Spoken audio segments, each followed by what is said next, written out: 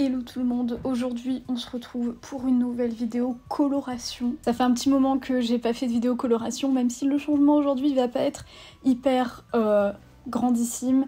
Je me suis dit que j'allais vous faire quand même une petite vidéo coloration puisque c'est quand même un peu, j'ai l'impression, l'essence de mes vidéos YouTube. Désolée si ma chaise bouge des fois, mais pour être à cette hauteur et que le décor soit sympa, je suis obligée de monter la chaise et je ne touche pas le sol. Donc aujourd'hui, vous avez vu, j'ai les cheveux super gras. J'ai des extensions, en fait mes extensions devaient être remontées cette semaine, mais mon rendez-vous chez le coiffeur a été annulé, il est reporté à plus tard. Et j'ai pas envie de garder là des mèches un peu roses pour le restant de cette semaine, donc je vais quand même colorer ces extensions et la partie de mes cheveux qui est un peu rouge en rouge, puisque là ça vire un peu trop au rose et je suis pas très fan quand ça vire comme ça. Je vous ai demandé sur Instagram de poser des questions, de me lancer des sujets sur lesquels j'allais pouvoir tergiverser dans cette vidéo.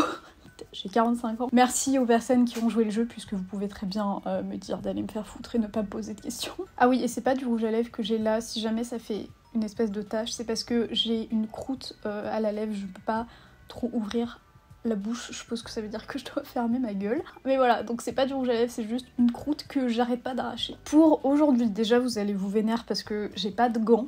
Mais on va faire comme ça, j'ai pas pris ma brosse à cheveux non plus. Pour aujourd'hui, on va utiliser le Crimson Spell de Guitang que j'ai déjà testé parce que je cherchais un rouge qui ne virait pas au rose et celui-ci il est vraiment très très bien. Contrairement à celui que j'utilisais avant, je vais pas l'utiliser mais je voulais juste vous le montrer, j'utilisais le Vampire's Kiss de Manic Panic.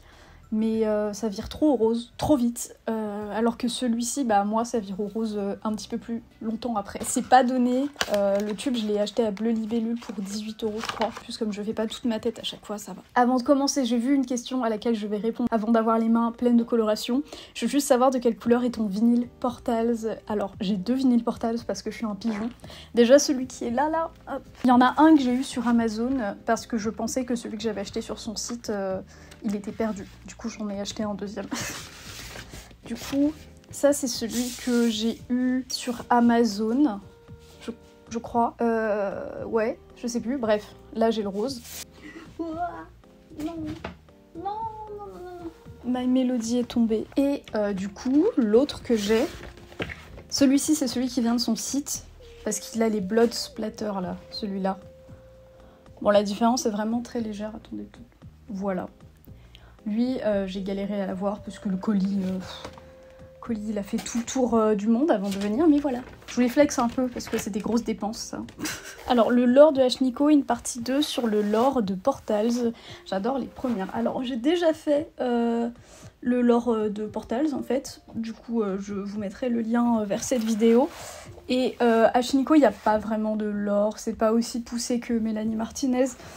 Et il n'y a pas autant de clips et tout ça pour le moment, donc vous êtes beaucoup à me demander des... En fait, vous êtes nombreux à me demander des lores sur certains artistes, mais il n'y en a pas qui sont aussi poussés que Mélanie Martinez, donc pour l'instant, ça restera là. Je suis en préparation d'une nouvelle vidéo sur une artiste aussi que j'aime beaucoup, qui s'appelle Jani. Et donc ça va me prendre un petit peu de temps à préparer, donc voilà, ça va pas être une vidéo sur un lore ou quoi que ce soit, ça va être sur une histoire qui est pas très connue en France, mais il y a eu des vidéos dessus il y a quelques années à l'étranger, et du coup voilà, en tout cas je vous prépare une autre vidéo un peu musicale, un peu tournée musicale, puisque j'aime beaucoup faire ça, c'est juste pour vous garder au jus. As-tu des artistes alternatives un peu sous-cotés à proposer? Justement, du coup, Jani, que je vais voir en concert au mois de mai à Paris, j'ai trop hâte. Pour l'instant je mets la coloration dans mon pot, et j'ai pas pris de pinceau, rien du tout, je vais tout faire à la main. Voilà, ça va être principalement sur la fin de mes cheveux. Du coup je vous conseille Jani, Jasmine Bean, qui est plutôt connu maintenant un petit peu plus qu'avant, mais si jamais vous connaissez pas, je vous conseille d'écouter ses sons. Je regarde parmi Abby Roberts, oula, tout a craqué chez moi. Abby Roberts qui est vous l'avez sûrement déjà vu si vous traînez sur TikTok, qui est à la base une tiktokeuse make-up mais qui fait aussi de la musique et elle est vraiment très très forte. C'est plutôt rare les tiktokers qui font de la musique et qui sont bons. Il y a Maggie Lindemann aussi, qui elle aussi est plutôt connue, mais ça fait pas longtemps, j'ai l'impression qu'elle s'est tournée vers un truc un petit peu plus alt, et du coup moi je suis que fan. Il y a Ecstasy, qui est un artiste plutôt de R&B alt, pas R&B non, c'est pas ça que je voulais dire, plutôt hip-hop alt, Pastel Ghost. Et puis je pense que j'ai fait le tour, puisqu'après c'est plutôt connu en vrai. Bon, je mets que ça parce que j'ai pas Je sais que je vais en avoir besoin de plus, mais j'ai pas envie d'en gaspiller. Je voulais faire un rouge plus foncé, mais j'ai vraiment rien pour mélanger parce que j'ai jeté mes semis permanents, je les ai donnés je crois noirs, puisque je me suis dit j'en aurais plus jamais besoin quand j'étais blonde. Du coup il me reste du rose, du bleu, du violet, du orange, mais j'ai pas de truc pour rendre ça plus foncé. Je vais y aller avec les mains, ça va être génial. J'ai pas d'événement particulier de prévu cette semaine, donc je m'en fous d'avoir les mains rouges. Oh, j'arrive pas à coincer le bol entre mes cuisses, ça marche pas. Aimerais-tu créer un event où on pourrait te rencontrer?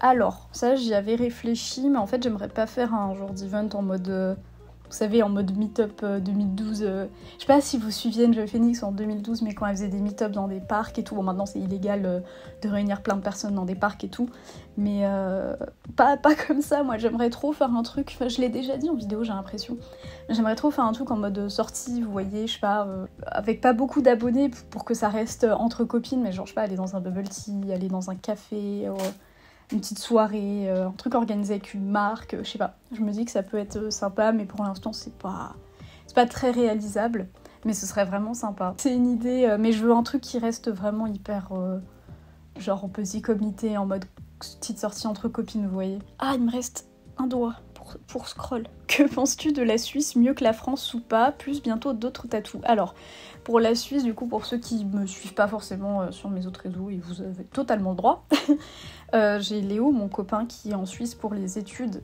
et du coup je vais régulièrement le voir à peu près une fois par mois quand il y est.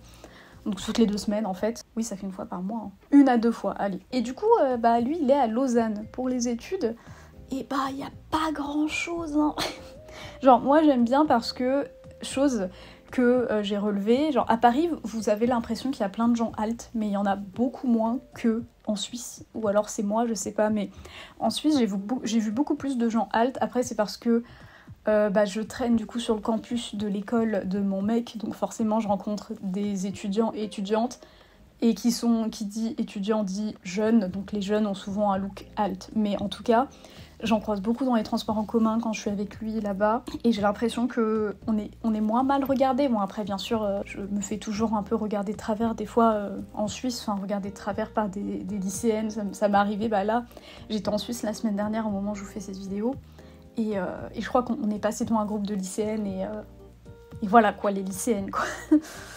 Bon, mais du coup, même après, on est allé à Genève. J'étais jamais allée à Genève, mais il y a vraiment pas grand-chose à faire. Hein. C'est pas.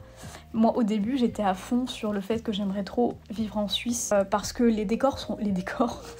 C'est pas un film, mais je veux dire, le paysage en Suisse est trop bien. La vie est chère là-bas. Si t'es pas quelqu'un qui travaille en Suisse, la vie est super chère. Et puis, c'est. Il n'y a pas grand chose. Un truc, il n'y a pas Amazon en Suisse. Bon, ok, c'est bien, au moins ça vous incite pas à acheter de façon hyper... pardon. Ça vous incite pas à acheter de façon hyper... Enfin, à outrance, quoi. Il n'y a pas Amazon, il n'y a pas plein de choses. Par exemple, vous pouvez pas vous faire livrer plein de choses parce qu'en Suisse, la douane, elle est chiante. Et moi, je commande beaucoup pour ma boutique Etsy. Et puis même, je reçois souvent des trucs de d'autres marques. Et genre, c'est chiant. En fait, pour mon travail, ce serait vraiment un peu chiant. Il y a un avantage où avec le boulot que je fais, je peux aller vivre où je veux, mais les inconvénients c'est que je dépends aussi beaucoup des envois de marques et de moi, ce que j'envoie avec ma boutique aussi, donc je peux pas aller vivre là où les douanes sont chiantes. Donc il y a des plus et des moins, mais la Suisse après c'est vraiment beau et c'est très calme, en tout cas de ce que j'ai vu, mais il y a pas forcément énormément de choses à faire. Désolée pour les personnes qui vivent en Suisse, j'aime beaucoup votre pays, il est trop beau, mais il y a pas grand chose à faire là-bas. Donc voilà, c'est un beau rouge bien foncé, j'aime beaucoup, mais je pense que quand je vais retourner chez le coiffeur, là voir ma coiffeuse Marie-Axel, je vais lui monter un rouge encore plus foncé, comme ça je suis bien tranquille, parce que je déteste quand ça vire au rose. C'est soit je fais rose, soit rouge, pas un entre-deux quoi. Tu penses à prendre un nouvel animal de compagnie, le deuil a été difficile. Alors... Bon il y aura plus de pince à cheveux, pardon, mais je peux pas ramasser par terre, mon sol il est clair et j'ai pas envie de le tâcher. Alors niveau animaux de compagnie, pour ceux qui n'ont pas suivi, pareil, j'ai eu un hamster, parce que j'adore les rongeurs. J'ai eu un hamster pendant 8 à 9 mois je crois, et il est décédé en mai de l'année dernière, et ça m'a vraiment brisé le cœur. En fait, il a eu un problème de santé, je sais toujours pas aujourd'hui qu'est-ce que c'était. J'avais fait venir une infirmière de nuit et tout, J'avais tout essayé, mais en fait quand l'infirmière, pourquoi j'ai dit infirmière? Vétérinaire, pardon. Mais la vétérinaire qui était disponible et que j'ai trouvée, elle n'était pas spécialisée en nouveaux animaux de compagnie, en NAC, donc elle a pas su quoi faire. Elle lui avait fait une injection de vitamine C, puisqu'elle pensait que c'était ça. Aujourd'hui avec du recul, j'ai l'impression qu'elle a vraiment trop dosé l'injection, parce qu'elle a cru qu'elle m'a... Alors, j'avais pas de quoi peser mon hamster. Voilà, ça arrive, j'ai pas de balance de cuisine parce que je suis pas quelqu'un qui cuisine. Et elle l'a sous-pesé, donc il s'appelait Dexter. Elle l'a pesé avec sa main, elle a dit oh il doit faire 200 grammes. Un hamster ça fait rarement plus de 100 grammes. Et du coup elle lui a fait une injection qui, je sais pas si c'est ça qui a été fatal, parce qu'il était vraiment dans un sale état quand elle est venue. Enfin il mangeait plus, il bougeait plus, il se laissait un peu... En fait il avait les yeux fermés, il se bavait dessus. Bref, c'était pas fifou, j'ai pas trop envie d'en reparler. Mais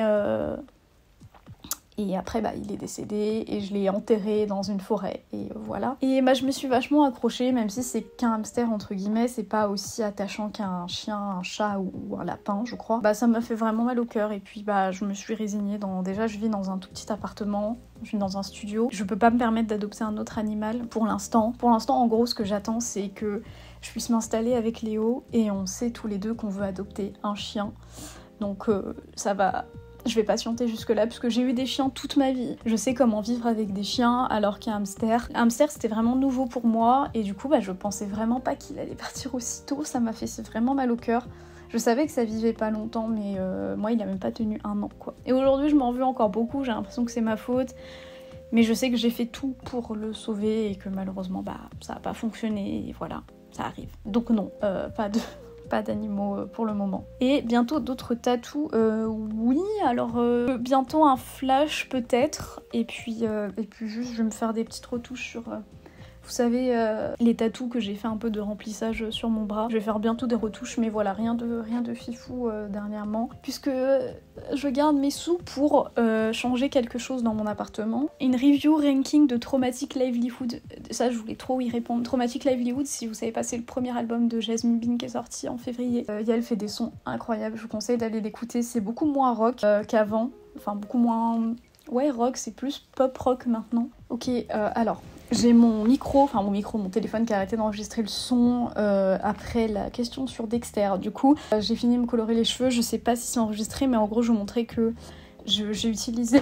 Putain, oh la vache. J'ai utilisé la suite du Manic Panic. En fait, attendez, parce que j'ai fait une tache sur ma chaise Jinx, là.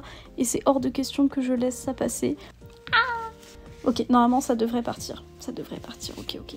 Lago qui essaie de se rassurer. Je disais, j'ai utilisé le Vampire Kiss de Manic Panic sur les mèches qui n'avaient pas de couleur. Je vais vérifier après hors cam s'il y en a partout, mais il me semble que oui. Donc du coup, je sais qu'il faut pas que j'ouvre Spotify, c'est ça qui a coupé le son. Du coup, en dernier, je mettrai Fish, Beat with the Gun, You Know What You've Done, Terrified, Traumatic Livelihood en vrai parce que c'est pas un son que j'écoute le plus. Ensuite, on va entrer dans les sons que j'aime bien. Donc après, je vais mettre Piggy. Ensuite, Black Dress, Shit Show, Is This It, The Blood Brings Color and Flores. Ensuite, on va rentrer dans le top 3, je crois. Si j'en oublie pas, je suis désolée, je dois faire 2 têtes. Je dois pas ouvrir Spotify, ça va tout faire foirer. Donc, il y a Favorite Toy, Stockholm Butterfly et celle que j'adore, c'est Best Junkie You Adore. C'est vraiment mes favorites, celle-là. Donc voilà, j'ai mis du temps à faire ce classement parce que tous les sons sont vraiment incroyables. Comment tu gères les remarques déplacées dans la rue ou en commentaire? Alors, dans la rue, en vrai... J'allais dire que j'en ai pas beaucoup parce que aussi je le sens pas beaucoup. Mais là en plus tout à l'heure je suis partie faire des courses, j'étais démaquillée et on voyait mon FaceStat qui est un cœur. Et le caissier a trouvé ça super marrant de m'appeler petit cœur par rapport à mon FaceStat du coup.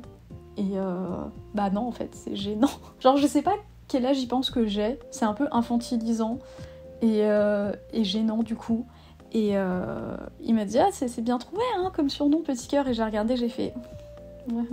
Genre j'ai rien dit parce que je voulais pas passer pour une connasse, mais du coup ça fait que je vais essayer de pas passer dans ce magasin faire des courses quand je sais que ce pélo est là parce que c'est gênant, genre vraiment. Mais en commentaire c'est simple, en commentaire tout ce que je fais c'est que je supprime, je bloque, genre ici on tolère pas les insultes quand c'est trop menaçant quoi. En vrai c'est surtout sur Twitter ou X que je prends cher parce que des fois je sais pas, je fais le malheur de poster une photo de moi sur X juste comme ça pour le fun.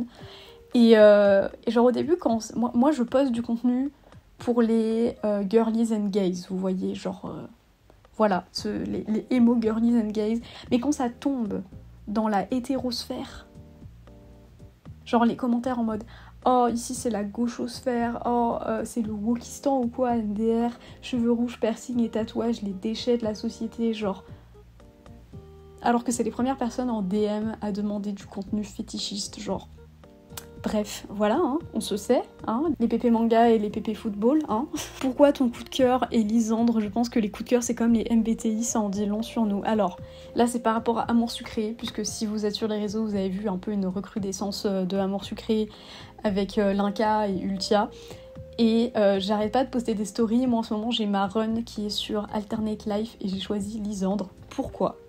Vous avez vu ma gueule, vous devinez bien que mon coup de cœur originel c'est Castiel. Quand j'étais petite, quand j'avais 11-12 ans, c'était Nathaniel.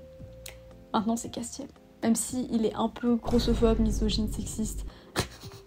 Genre, si je parlais de quelqu'un en vrai, genre si je vous présentais mon mec et que je vous dis il est un peu grossophobe, misogyne, sexiste, ça va pas du tout, mais vas-y, là c'est Castiel, tu vois. Et du coup, comme j'ai regardé Ultia, Linka, bah, je sais un peu c'est quoi la run en fait avec ces deux-là. Du coup, moi j'ai plus envie de découvrir les runs que j'ai pas vues encore, vous voyez, genre Lisandre, j'ai jamais fait sa run. Et dans Alternate Life, on est à la campagne avec lui, du coup c'est intriguant, j'ai envie de voir qu'est-ce qu'il y a. J'ai déjà eu une illustration de cul, je suis refaite. Honnêtement, je vais vous donner la raison pour laquelle j'ai repris Amour Sucré. C'est parce que j'ai vu qu'on pouvait bouillave son coup de cœur, et là j'ai fait ok c'est bon. Genre quand j'ai vu Ultia avoir la scène de... Attention, en spoiler. Quand j'ai vu Ultia avoir la scène de plan à 3 avec Lisandre et Castiel... avec Castiel et Nathaniel. Et les illustrations aussi, elles sont beaucoup plus belles que à mon époque. Du coup, je suis refaite. Voilà. Après, je vais vous avouer un truc. Les PA, c'est cher et c'est chiant. Donc moi, je triche quand je joue.